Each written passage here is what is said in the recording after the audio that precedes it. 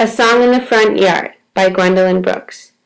I've stayed in the front yard all my life. I want a peek at the back, where it's rough and untended and hungry weed grows.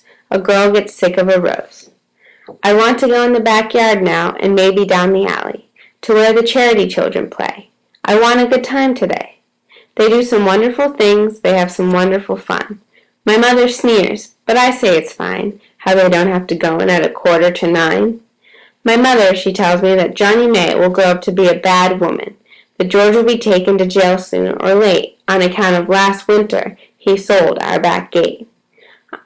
But I say it's fine, honest, I do, and I'd like to be a bad woman too, and wear the brave stockings of a night black lace and start down the streets with paint on my face. In this poem, A Song in the Front Yard, Gwendolyn Brooks speaks to her audience as though she were a white girl from the 1930s as opposed to the African-American girl she actually was. This is significant because it shows her recognition for feelings of a culture she wasn't a part of. I find that the idea resonates most to me in this poem is the grass is greener on the other side. Throughout the poem, Brooks uses a metaphor to convey this idea. She begins by talking about her life in the front yard. When speaking of the front yard of a house, common thoughts are well manicured and orderly. In this case, the front yard of the house is the white community, which is also known to be manicured and orderly, everything in control. Further on, Brooks speaks of a longing to play with the children in the backyard and be a part of their fun that doesn't seem to have so many rules.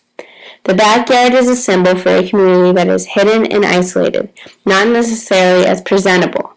In addition, Brooks refers to the children in the black community as charity children, giving them a negative connotation, but then later described them as being brave.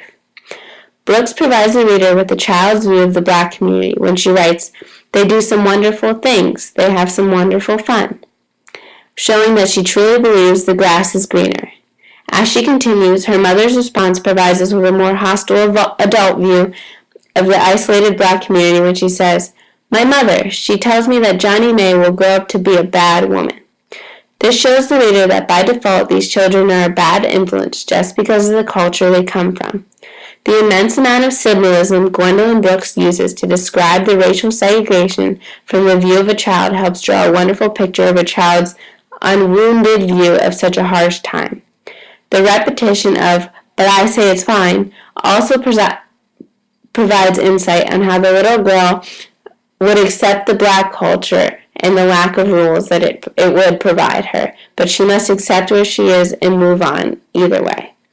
Writing in a children's perspective as opposed to an adult's plays a large role in how the poem is conveyed to the reader.